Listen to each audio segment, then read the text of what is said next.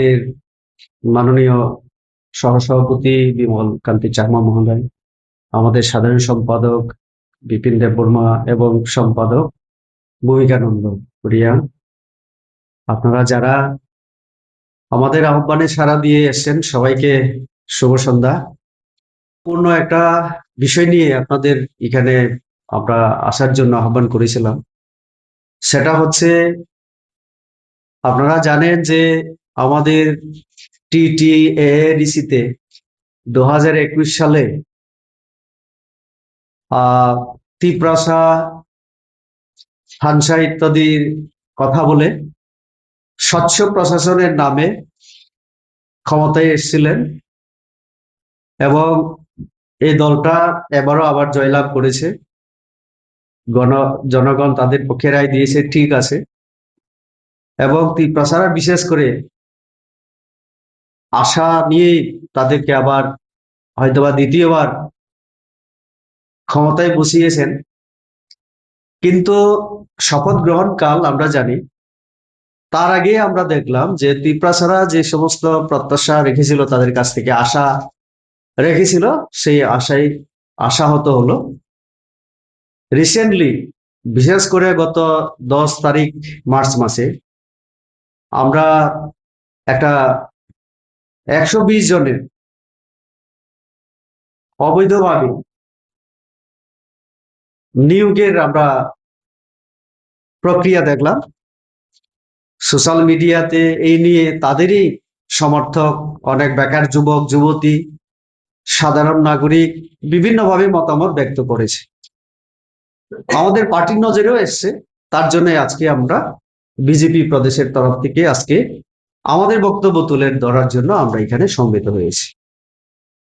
স্বচ্ছ প্রশাসন বলতে সেই সময় তারা বলেছিলেন যে সবকিছুই অনলাইনে পাওয়া যাবে, সবকিছু মানুষের সামনে নিয়ম নীতিগুলি মেনেই তারা সমস্ত কিছু কাজ করবে। মানুষকে কোনোভাবেই তারা ধোঁয়া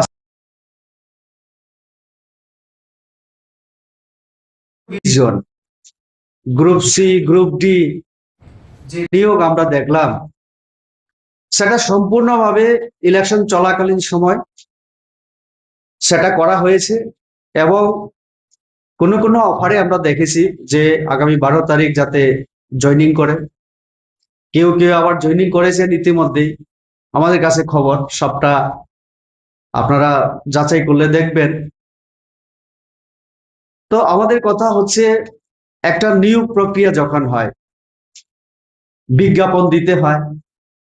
সে বিজ্ঞাপন দেখে আমাদের যুবক যুবতী বেকাররা, তারা সেখানে পরীক্ষা যদি হয় বা মৌখিক যদি ইন্টারভিউ হয়, এই প্রসেসগুলির মাধ্যমে তারা পার্টিসিপেট করে এবং যোগ্যতা অনুসারে চাকরির জন্য নির্বাচিত হয়, সিলেকশন হয়। একটা বোর্ড থাকে, একটা প্রক্রিয়ার মাধ্যমে, প্রসিডিওরের মাধ্যমে সেটা হয়। কিন্তু আমরা দেখলাম যে এবারে যে 120টা চাকুরি তারা যে অফার বিলি করলো, যারা পেল তারা হয়তোবা খুশি, কিন্তু আমরা দেখেছি যে অন্যান্যরা কি অন্যায় করবে। চাকুরি এমনিতেই মানে সুযোগ কম, এখন চাকুরি হোক আমরাও চাই, প্রচুর বেকার আছে, বেকারদের চাকুরি হোক আমরা সেটা চাই, আমরাও চাই। কিন্তু তার একটা নিয়ম নীতি থাকা দরকার। আমরা যতটুকু জানি এডিসির রিক্রুটমেন্ট রুলস নেই, এবং একটা তারপরেও যেটা বিগত বছরগুলিতে এর আগে সরকারগুলি যেভাবে তারা নিয়োগ করত, অন্তত অর্থ দপ্তরের একটা অনুমোদন দরকার হয়, কারণ বেতন ভাতা দিতে হবে, রিটায়ারমেন্টের পরে অবসরের ভাতা দিতে হয়। তো এই জন্য অর্থ দপ্তরের একটা পারমিশন তাদের নিতে হয়। আমরা এবারে দেখলাম এটাকে সম্পূর্ণ উপেক্ষা করে, মানুষকে সম্পূর্ণ অন্ধকারে রেখে, মানে অ্যাডভার্টাইজমেন্ট যেখানে হয়নি, বিজ্ঞাপন যেখানে হয়নি, তো মানুষের জানার কথাই ছিল না, সম্পূর্ণ স্বজন পোষণ এবং দুর্নীতির মাধ্যমে, বেআইনির মাধ্যমে এটা নিয়োগ হয়েছে।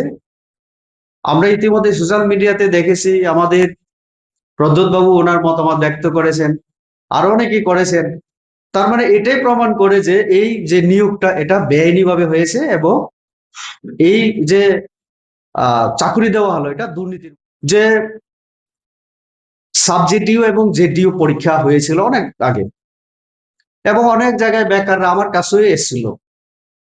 অনেক জায়গায় যাওয়ার পরে তারা সুবিচার পায়নি।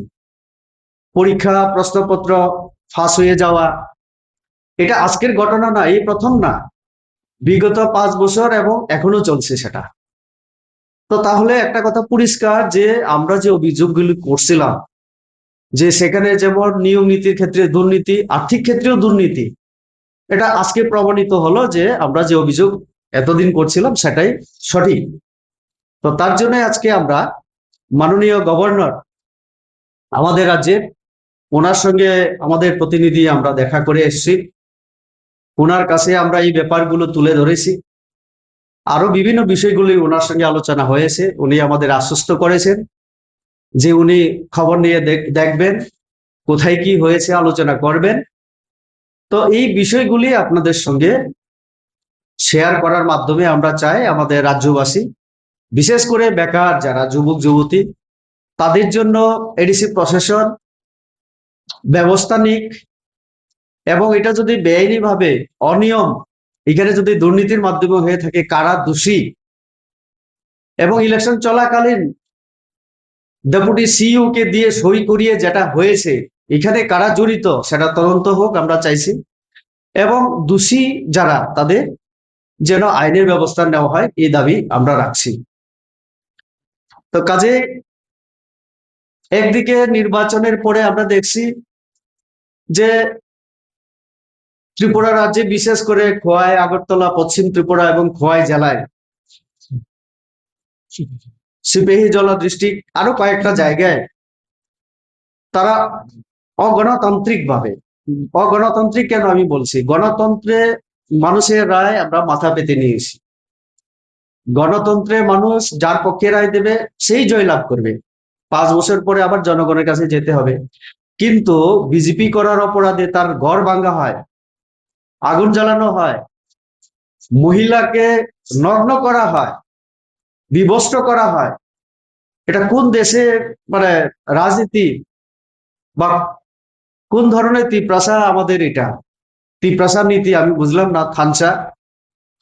তো এরকম একটা অবস্থায় আগামীকাল তাদের শপথ গ্রহণ অনুষ্ঠান, তার জন্য আমাদের পার্টিতে আলোচনা হয়েছে, ডিসিশন হয়েছে আমাদের যে 4জন এমডিসি নতুন করে নির্বাচিত হয়েছেন তারা এই শপথ গ্রহণ অনুষ্ঠান বয়কট করবেন।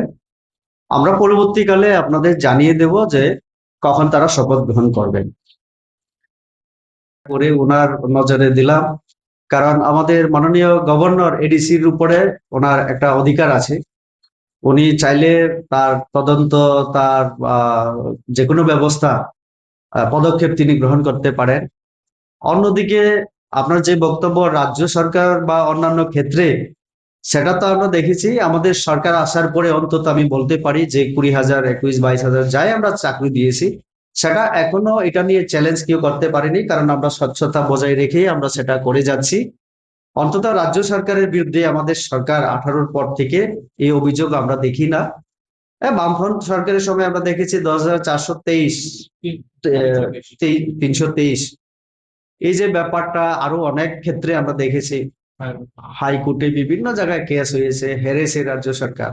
তো আমাদের সময় অন্তত নেই, তার জন্য আমরা বলছি যে এডিসিতে যেহেতু আরেকটা সরকার, একটা দলে, তাদের এগুলি বন্ধ করা উচিত।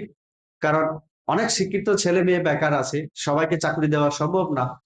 তো তার জন্য রাজ্য সরকার আমরা একটা নতুন নিয়োগ নীতি আমরা করেছিলাম যে তার মেরিট বেসিসে পরীক্ষা দিয়ে একটা প্রসেসের মাধ্যমে স্বচ্ছতা মেনেই আমরা সেটা করেছি। তো এরকম তাদেরও অনুসরণ করা দরকার।